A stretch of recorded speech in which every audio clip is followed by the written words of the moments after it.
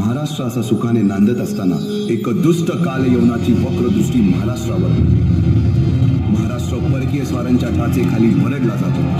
अपहरण, अपमान, जुलूम, जबरदस्ती, अन्याय, अत्याचार, मंदिरांची तोडफोड, स्त्रियांची, धनधान्यांची लुटालूट थांबत नव्हती.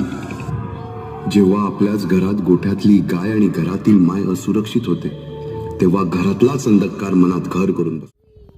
बालवयापासूनच शिवबांना माँसाहेब जिजाऊंनी रामायण महाभारतासारख्या गोष्टी सांगायला सुरुवात केली. ज्या अधर्म, सत्य, असत्य, न्याय, अन्याय यातील फरक शिवबांना समजू लागला.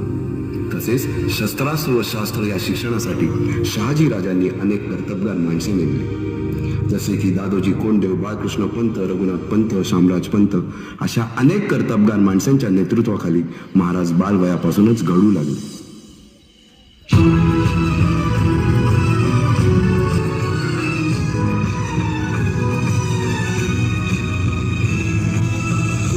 अर्जुन तूच केशव तू तुझा हो सारथी. तूच अर्जुन तूच केशव तू तुझा हो सारथी.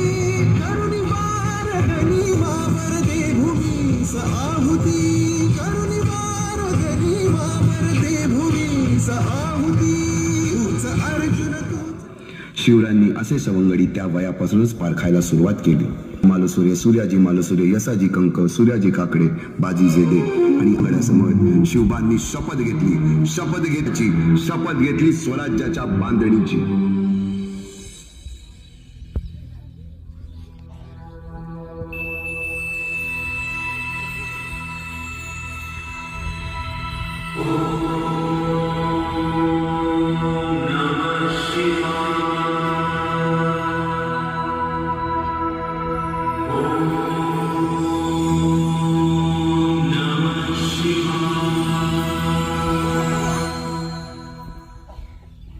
आम्ही मराठे यवनांची पीडा नष्ट करण्यासाठी हिंदवी स्वराज्य स्थापन करीत आहोत. यवनांची पीडा नष्ट करण्यासाठी हिंदवी स्वराज्य स्थापन राष्ट्रभावनेने संघटन करून देशावरील परकीय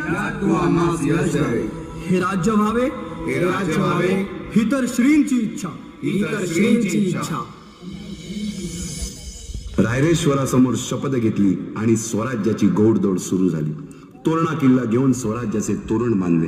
पुढे मुरुंब देवाचा डोंगर, कुवारी गड, सुभान मंगल, कोंढाणा, शिरवळचा किल्ला, पुरंदर आणि 12 मावळ स्वतंत्र झाला.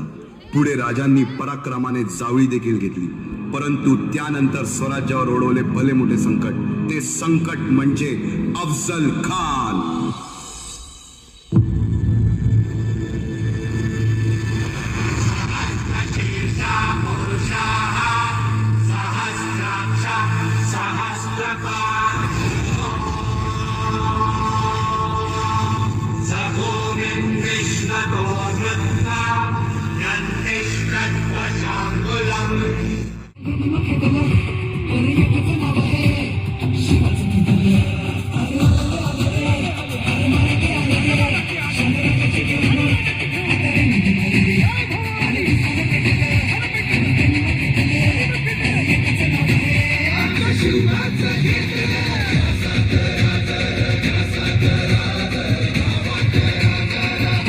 त्यांच्या विश्वासू साथीदारांनी टोकरी तयार केली आणि त्यात शिवाजी महाराज आणि संभाजी महाराज टोकरी तारांनी भरलेली